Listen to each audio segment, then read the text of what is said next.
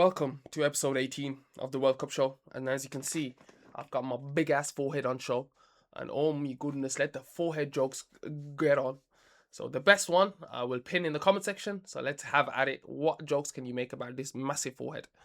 But yeah, we're on the halfway mark of this World Cup show. We got only 19 more teams to go after this episode. So let's get into it. And hopefully you like this. So please like, comment, subscribe, and share this to the rest of the world. So let's talk about some ball. And now we've got our final group stage games heading into this World Cup. Yeah, so we're nearly on the knockout rounds now. So let's go. 2-1. You've got Switzerland and Canada. That ended in 2-1. This wasn't just a football match, it was a battle for first place. Canada came into the game full of confidence after smashing Qatar 6-0, but Switzerland had other ideas. Switzerland struck first through a Vargas goal, and then Manzambi, the young Swiss wonder kid, managed to get onto the score sheet. 1 goal and 1 assist for him, which was ridiculous. But then Promise David had something to say within this game for Canada and managed to get a goal for them. But little did it look like that it was going to be a consolation, because Canada tried to pile through, but they couldn't get through. The Swiss were just too strong. So yeah, now the Swiss will be facing, in the knockout stages, they are going to be facing Algeria, and then Canada have got South Africa as well. So now they're both through. Let's go and review the next game. You had Bosnia 3, Qatar 1, and this was Qatar's last chance. Lose and they were heading home. Bosnia knew exactly what was at stake and came flying out the blocks. You had Karim Alabegovic, who scored a wonder goal for Bosnia, a wonder kid as well. Oh my god, at what, 18, 19 years old? Jeez. And then you had Abunda, the Qatar player, who bundles in an own goal before Qatar managed to score a goal through Al Haidi's. And oh my god, the game was on. But no, little did Qatar know that Bosnia were going to score another goal to bury this game in the 80th minute through Mahmic. Jesus. To the credit though, Qatar refused to quit and they gave it every single piece of energy and strength that they had left in them within this game to be able to scrape away, but it wasn't enough. Sadly, now Bosnia and Herzegovina are through, and they are currently going to be playing the United States in the knockout round. And you had Mexico 3, Czech 0. If anyone doubted Mexico before today, they certainly won't now. With qualification already within touching distance, El Tre produced one of the best performances of the tournament to comfortably dispatch Czechia and finish top of Group A, 9 points out of 3 wins. Jesus. The breakthrough came in the 55th minute, where Chavez, the right back, managed to gallop and speed past everybody to score a solo goal from the halfway line. And then you had Quinillos, who scored as well. So that wasn't too bad of a goal. And then you had Fidalgo, who scored as well to make it 3-0 within this riot. But now, man, Czechia, man, they looked like they were a set-piece team, man, in the early stages of the World Cup. And now they got punished by Mexico's beautiful football. And now Mexico will be playing, as it stands right now, they are going to be playing Ecuador in the round of 32, which should be a good matchup as well. Should be a good matchup after Ecuador produced an amazing game against Germany, but we will go through that as well. Scotland 0, Brazil 3. Brazil arrived in Miami knowing a win would secure top spot in Group C, and they wasted absolutely no time. In just the 7th minute into the match, disaster struck for Scotland. They were messing around at the back and that for the centre-back to be able to concede a mistake, but Vinicius Jr. came the strongest and managed to bury it through. And then he had another goal disallowed for nearly a similar mistake where the defender got caught slipping, and then Vinicius took the ball and they scored, but it was claimed to be an offside rule or whatnot. But then he scored again within the 45th plus 3rd minute, and boy oh boy did Carlo Ancelotti had beef with the referee. He went up to the ref and he was like, "Yo, you're gonna cancel that too? I dare you, go on, I dare you." Jeez. But yeah, Scotland could not stop this barrage. And you had Matheus Cunha, who came in to score his 3rd goal within the World Cup tournaments. An amazing tournament he's having right now. But what matters to them is the knockout stages. So with Scotland officially being out and Steve Clarke stepping down, Oh my word. What a result for Brazil. But it's a shame about Scotland, man. After the last couple of years for international football, man, they've been promising, very promising. But Brazil now play Japan in a very, very thrilling game. It's going to be Joga Benito versus Blue Lock. It's literally going to be an amazing game. And Japan don't let up as well in it because they play beautiful football too. And even Neymar came on, and oh my god, he made some great, great chances as well. I think he made about what 4 chances within the space of 5 chances within the space of 14 minutes. Ridiculous, man, ridiculous. And I feel like now and then Neymar, they've been just speculating about him, saying he's got this injury and whatnot. They just want to keep him fresh for the knockout rounds, which are great for Brazil because they know how much he means to this team and what he is capable of doing. Morocco 4, Haiti 2. If you love World Cup drama, this match had absolutely everything. Haiti shocked everybody by taking the lead after just 10 minutes when Joseph managed to backheel it into the net, but it's classed as a Yossi Bonu own goal. But what a goal that was from him. And just right before halftime, you had Hakimi equalise and make it 1-1 through a well-worked goal, and that was in possession for Morocco. But then Isador comes in with a long-range shot and sparks it into the top bins here for Haiti to go absolutely nuts. But 2 minutes later, 3 minutes later, you had Saibari score a goal as well. So that made it 2-2, and it made Haiti's evening look even longer than what it was before. But after halftime, Morocco made a couple of subs. You had Rahimi, who scored a goal, and he was in ecstatic belief, and he was going crazy on the pitch before Yassine made it 4-2 as well. But yeah, man, Morocco have got a tight schedule, and they're playing Netherlands in the round of 16. So let's hope that. To be honest, I don't know who should win this game because they've both been quality, so I can't predict who could potentially win this game right now. And Netherlands are on smoke as well. So South Africa won, Korea nil. This was simple, win or go home. Both South Africa and Korea knew that anything less than 3 points would almost certainly end their World Cup dreams. And from the first whistle, you could feel the tension around the Stadio Monterrey. South Africa started brightly, forcing Korea onto the back foot with relentless pressing and quick attacking football.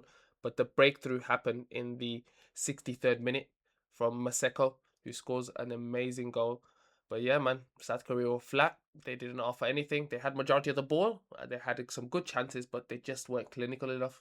It doesn't make sense. South Africa, Bafana, finally qualified for their first World Cup knockout stages, and now they will be facing Canada.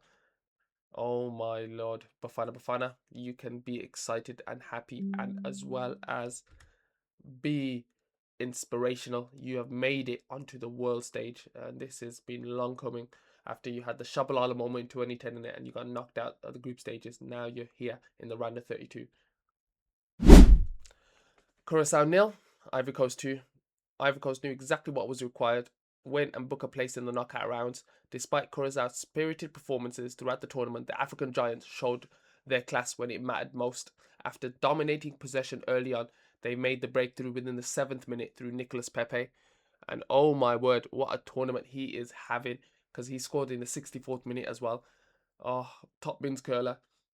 But yeah, one thing I like about him is his celebration. He goes to the camera and he goes, whoo, whoo, whoo, whoo, whoo. Oh, he's exciting to see. But yeah, man, Ivory Coast, man, they used to be pitted in the group of death. Now they've made it into their first World Cup knockout stages. Oh, what a place to be. They had Yaya Toure, they had the likes of Drogba and all these mans previously, and they couldn't do it. They could not do it. But now they are going to be playing Norway, the Norwegian Giants. So let's see if they've got what it takes to be technical as well as physical upon the Norwegians, because they will be bringing a task on Erling Haaland. Defending him is going to be a nuisance. Ecuador 2, Germany 1. What a football match. Germany came into the fixture having already qualified after beating Curacao and Ivory Coast. Ecuador needed a result to keep their World Cup hopes alive. Nobody expected what happened next. The South Americans flew out of the blocks and stunned Germany inside 77 minutes. But yeah, you had Leroy Sané score a goal, which should have been disallowed because of a high boot on one of their players beforehand, initially leading up to the goal. But it didn't matter to Ecuador because they come back and they scored an Anguilla goal. He literally lashes the ball past Manuel Neuer, and dumbfounded him completely. But that's not it. you had Plata score in the 77th minute, courtesy of a header from a corner. And oh my word, Ecuadorians went mental. The manager, he was running around headless chicken. Bro, he looks like Erling Haaland as well with his long hair. And he ran to the stands and gave his missus a little peck on the lips, or a little lip sync session going on.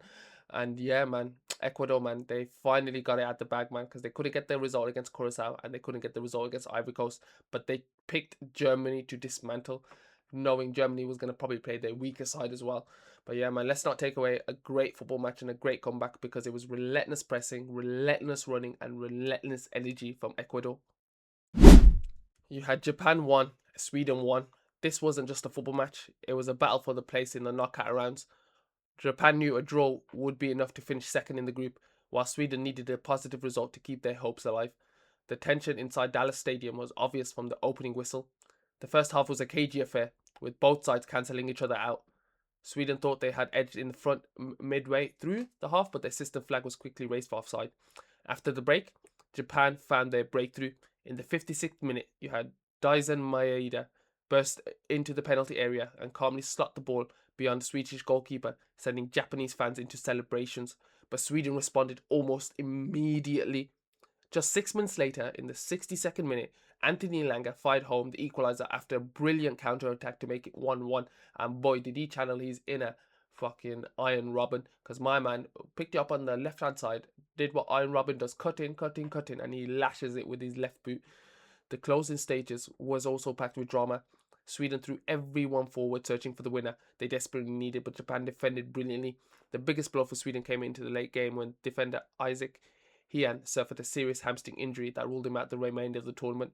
No red cards, no major VAR controversies, just 90 minutes of high pressure football, and Alexander Isaac and Gyökeres blanking again. Like, these top strikers are not who they are. Like, I don't get why these clubs have paid big money bucks for them. Like, it don't make sense. And now Japan will be facing Brazil, and Sweden will be facing the GOATs, France. So it's not looking good for them. Well, Japan maybe, but not Sweden at the moment. Tunisia 1, Netherlands 3. The Netherlands had already shown what they were capable of during the group stages. This match was simply about finishing the job. They couldn't have asked for a better start, and they couldn't have asked for a better finish. Only 3 minutes had been played when Tunisia's Skiri accidentally turns the ball into his own net, handing the Dutch an early 1-0 lead. Things went bad to worse from Tunisia just 4 minutes later. In the 7th minute, Brian Brobby, as I like to call him, Brobbery, because he is actually committing a robbery, powered home the Netherlands' second goal after lightning fast attack, leaving the Tunisian defence shell-shocked. To their credit, Tunisia refused to give up. In the 54th minute, you had Hazima Story finished clinically to pull one back and suddenly give the underdogs a glimmer of hope. But any thoughts of a comeback were short-lived. Just 8 minutes after, in the 62nd minute, defender Jan-Paul van Hekke rose highest from a corner to head home Netherlands' third and kill the game off. Tunisia appealed for a penalty late in the second half after a challenge inside the area, but VAR agreed with the referee's decision to waive play on. And now they will be facing, in the knockout rounds as it stands, they will be facing Morocco. So it's going to be a tough and intense game for them. Turkey 3, United States 2. If there's been a match that sums up this World Cup, this was it. 5 goals, end-to-end football, non-stop drama. The United States came into the game already qualified, and Turkey were already eliminated, so this game didn't mean much, which surprised me the most, because they should have played like this in the first 2 games, man. Oh. So you had Trusty get the opener for United States, and then you had Arda Güler equalise within 7 minutes after that Trusty goal to get a 1-1. And then you had Yilmaz come in and make it 2-1 before Beralta makes it 2-2. And then you had Ayhan score an amazing goal after Arda Güler did some tricks and flicks over Pulisic. Jeez, that guy has been let down by the Turkish national team, because Arda Güler was carrying this team ridiculously, but he couldn't just find a goal in the first 2 games, but he managed to get his first World Cup goal within this game. But yeah, man, Turkey, it's on to your next World Cup now, and so you can't disappoint after this horrendous performance in this World Cup. And finally, you had Australia 0, Paraguay 0. Sometimes a goalless draw can be every bit as dramatic as a 6-goal thriller. Australia came into the match knowing a point would be enough to secure qualification for the round of 32. Paraguay meanwhile needed at least a draw and then had to hope for other results would go their way. From the first whistle, it was tense. Australia had the better opportunities during the opening half. Paraguay nearly stole the lead just before half time, but the second half became increasingly nervy. Australia were content to keep possession and manage the game, while Paraguay pushed harder as the clock ticked on. And yeah, this was just plain sailing, to be honest. And both teams would have benefited from having a draw, and I think they would have settled for that, and that's what they were playing for. But that didn't stop them from trying to get a goal at least.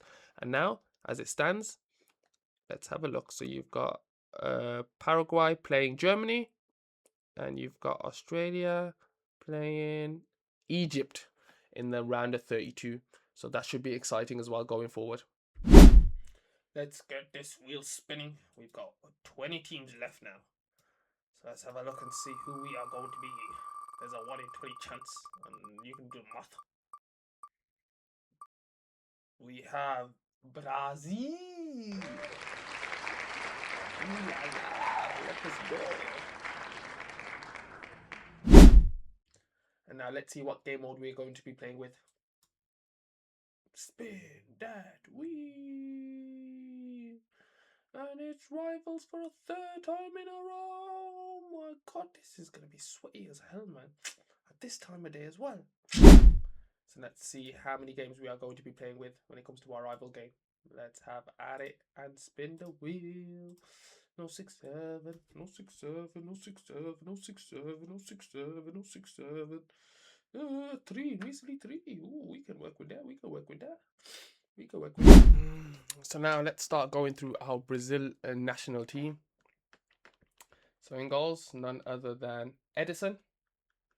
And then right back, we're going to have Cafu and Marcelo. We're going to have some legends in this game, man. And then in my centre-back positions, I'm going to have Dante and Gabriel. And then I'm going to have him here. I have Casemiro here. Zico I'll have here. Actually, no, Zico, you go on the bench because I'm going to have to put CC in for my one midfielder. So let's see if I can change the tactics. Okay, so let's have a look first. Okay, so Ronaldo can go up here. Rafinha can go here. Revellino, haven't played with you before, so you can go here. And let's have a look. Let's put Zico in here. And let's change those tactics to this one. Okay, yes. Let's have a look. So you take off. You come off here. That's what I hate about this. Messes it all up.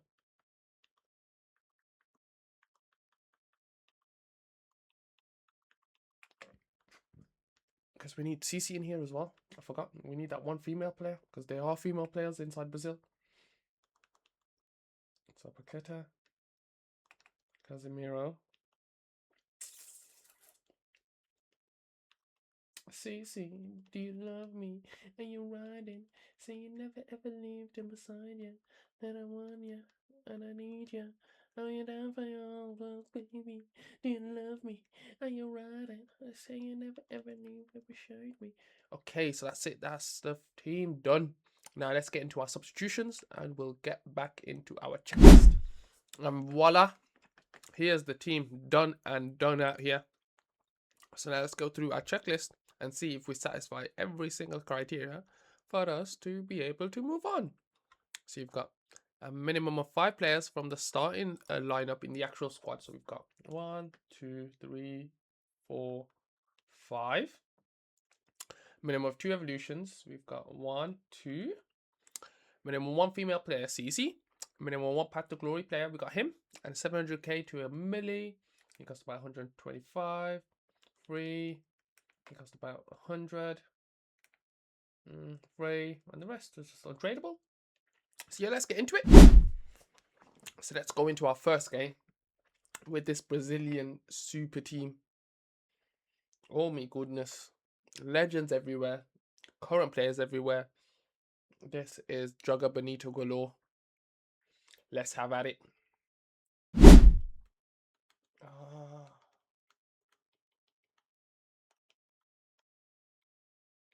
Ah.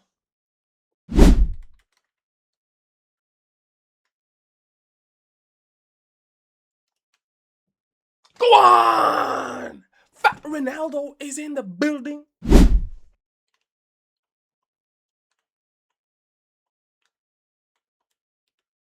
Go on! Oh my god, what a three ball! Oh!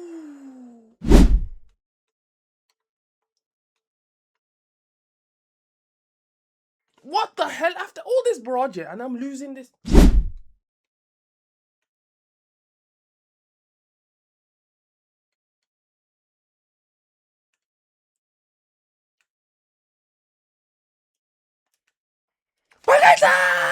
Yes, let's go! Fucking hell, finally. Oh my goodness. You know what? I need to change it around. Okay. You come on. Yeah, come on. Yeah, come on. Actually.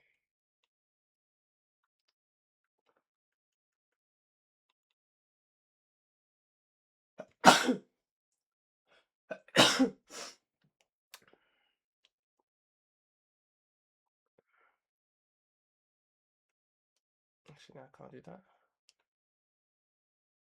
Reveling.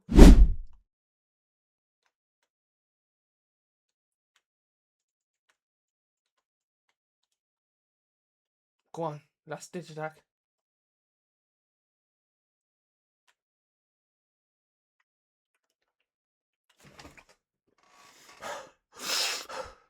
The man of the hour, Rafinha gets that double. Yes!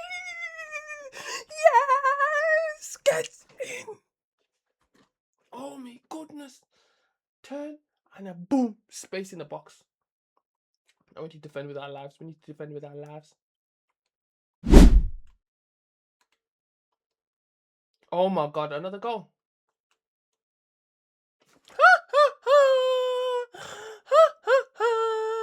Man like Ricardo Kaka. Off the bench. You get me? That's what we're talking about. DOG. You ain't got the dog in you. You get me? You ain't got the dog in you. You might as well quit. You might as well quit at this point. You get me? You ain't gonna be able to destroy this Brazilian team. Now let's get into our second game.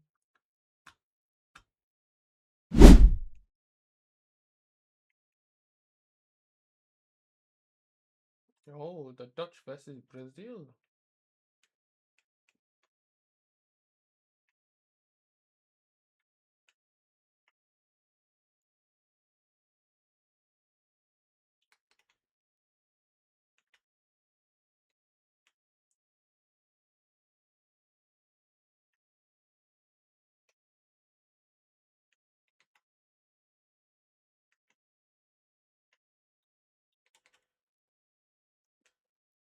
Oh my god!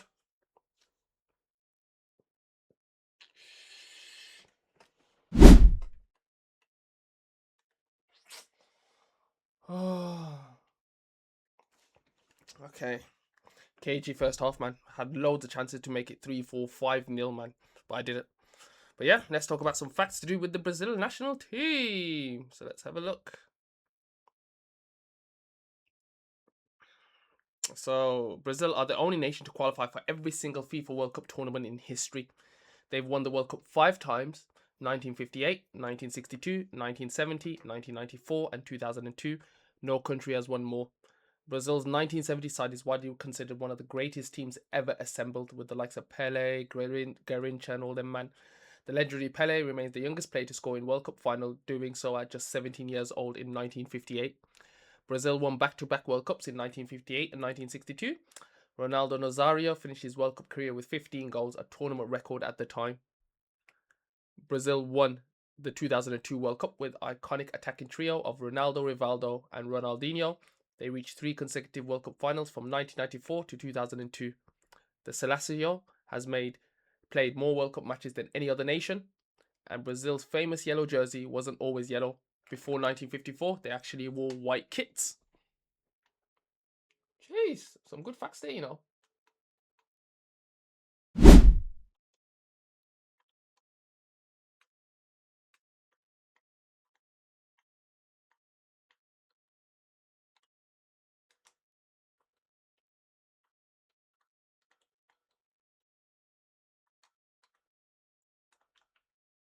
Oh my God. Ronaldo Nazario. Ronaldo Nazario is a key player for me right now. Oh, I remember when I got him sometime in February. And oh my God, he's barely left the team since then.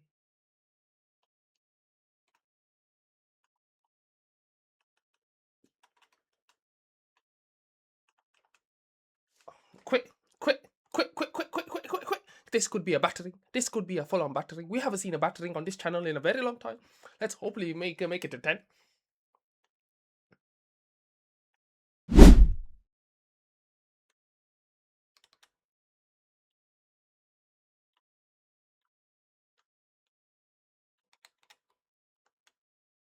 CC finally gets a goal. CC, do you love me?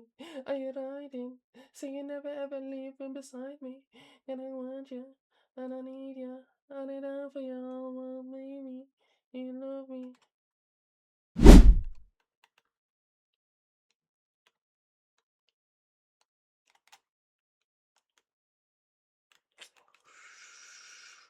He's not quitting though. He's not quitting. Oh, let's go. 2 games, 2 wins. Now on to the final one. So let's get into it. The previous game I was in, it got disconnected, but I didn't press start to record. So now we're in it. We're in the thick of it.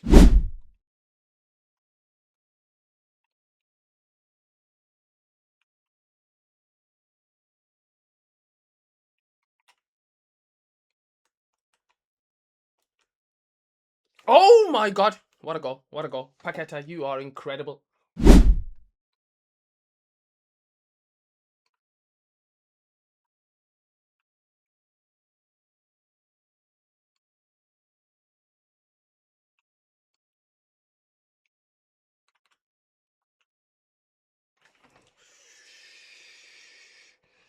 Ronaldo Nazario.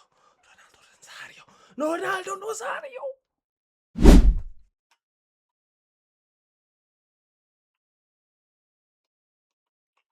Okay. Okay.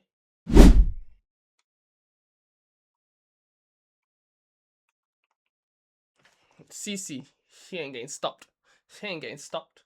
Oh, I can't believe I'm back with CC, man. It feels like a great, great, great thing, man. CC and me have got history, man, especially from the early days of FIFA when I packed the champions. Oh, it's a 3-2. So now we gotta, do our thing. Do our thing. Huh?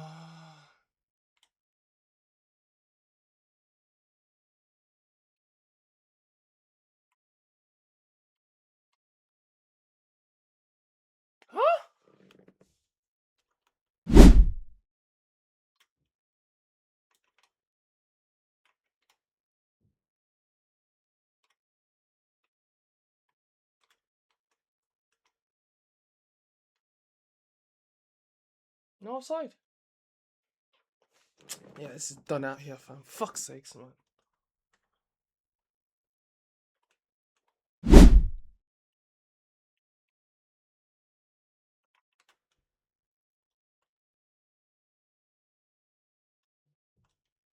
Yes! What a goal!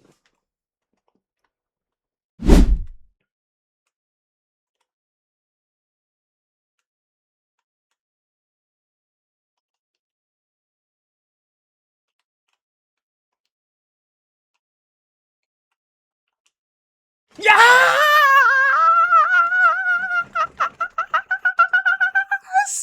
Get in! Oh my God! This is what we do. The stress. Do you see my hairline? Hairline's gone back because of this game. Oh my God. Oh my God. Ladies and gentlemen, it's been a pleasure hosting this show. Fuck, you see ups and downs like this. Oh my God. Ronaldo Nazario, you are king. It's been a pleasure, ladies and gentlemen. Thank you for tuning in, and we'll see you on the next one. Peace on the streets. Take care. I ain't never like